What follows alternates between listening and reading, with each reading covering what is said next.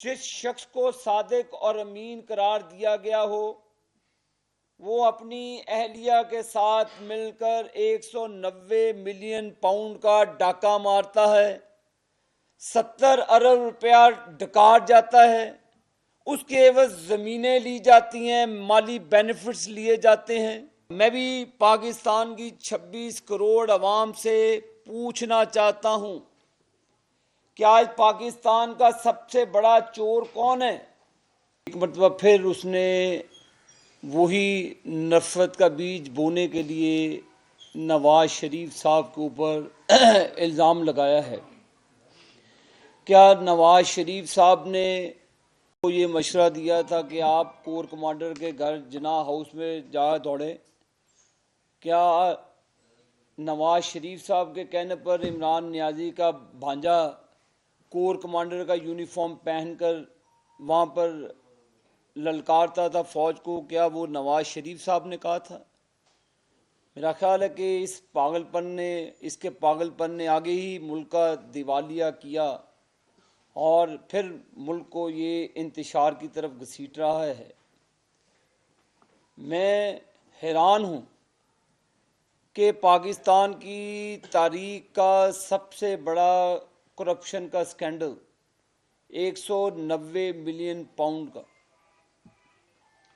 हमारे खिलाफ तो कुछ भी नहीं था, तो उस वक्त की अदलिया साकिर निसार के ज़ेर निगरानी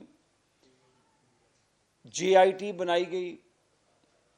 JIT के ऊपर एक फिर मॉनिटरिंग जो ट्रायल किया गया, उस पर एक मॉनिटरिंग जज लगाकर व्हाट्सएप कॉल्स के ज़रिए नवाज शरीफ को सज़ाएं सुनाई गई।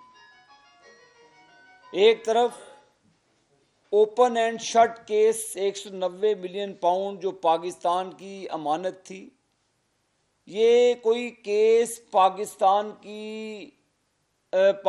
के किसी अदारे ने नहीं बनाया था। ये नेशनल क्राइम एजेंसी जो UK की एजेंसी है, इमरान खान साहब तो UK और यूरोप की बड़ी मिसालें देते थे। अब उसी नरगे में वो खुद आए कि एक बंद लफाफा कैबिनेट के आगे पेश किया जाता है। क्या बंद लफाफों की सियासत का रवाज नवाज शरीफ ने डाला है? क्या कैबिनेट में बंद लफाफों पर अप्रूवल लेने का रवाज नवाज शरीफ साहब ने डाला है? पाकिस्तान की गरीब आवाम का 70 अरब रुपए का, पाकिस्तान की तारीख का सबसे बड़ा स्कैंडल, वो शख्स जिसको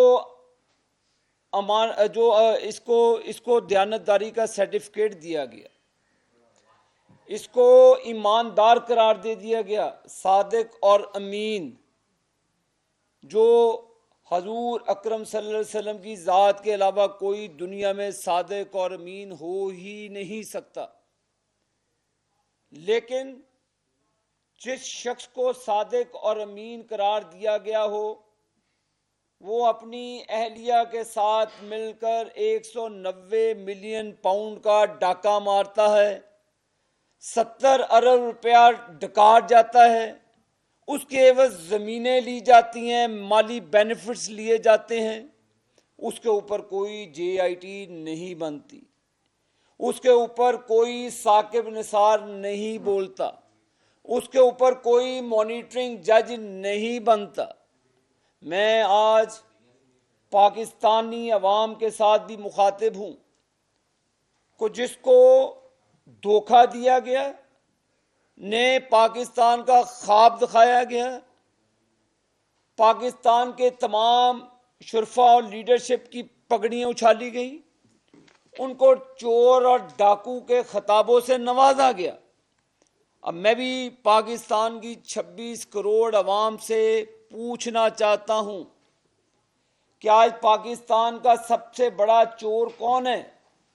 आज पाकिस्तान का सबसे बड़ा डाकू कौन है? वो जो नौजवानों को वर्गलाता था।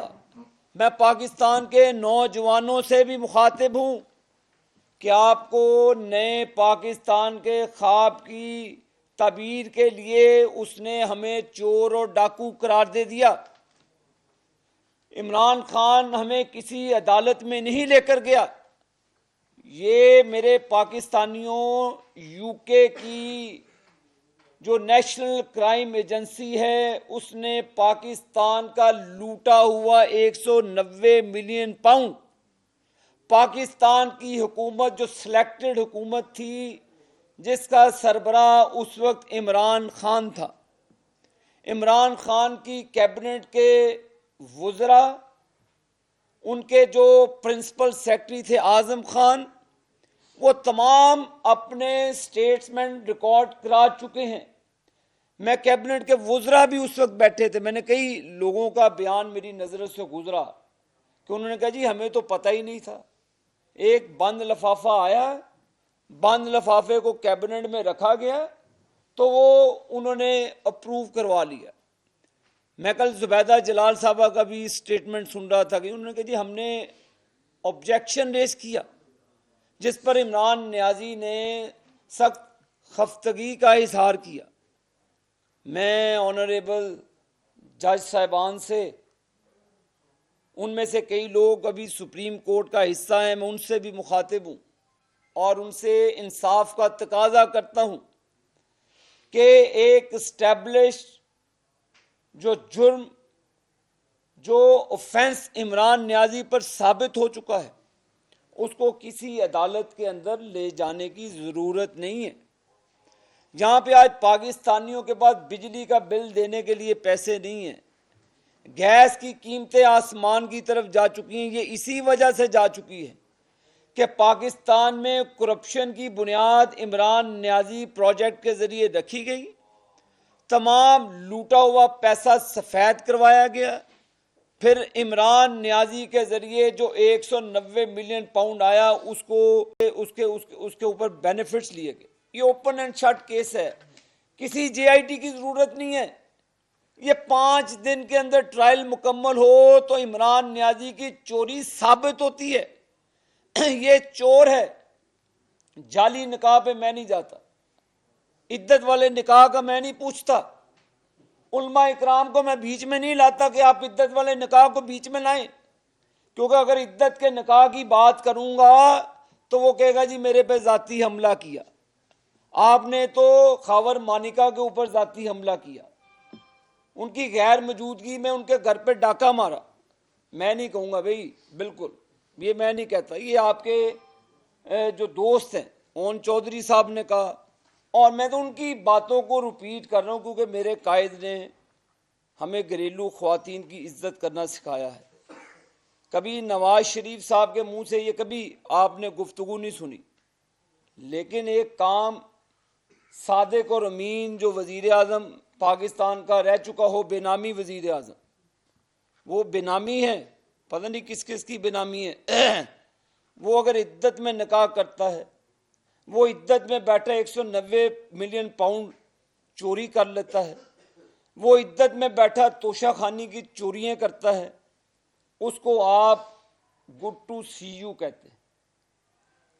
ایک شخص پاکستان میں موٹر ویز بناتا ہے، ایک شخص پاکستان میں سی پیک لاتا ہے، ایک شخص پاکستان کی اکانومی کو اوپر لے کر جاتا ہے، ایک شخص پاکستان کو گرے لسٹ سے نکال کر G20 میں داخل کروانا چاہتا ہے، ایک شخص دہشت گردی کا خاتمہ کرتا ہے، اس کو آپ بیٹے سے تنخواہ نہ لینے پر سزا دے دیتے ہیں۔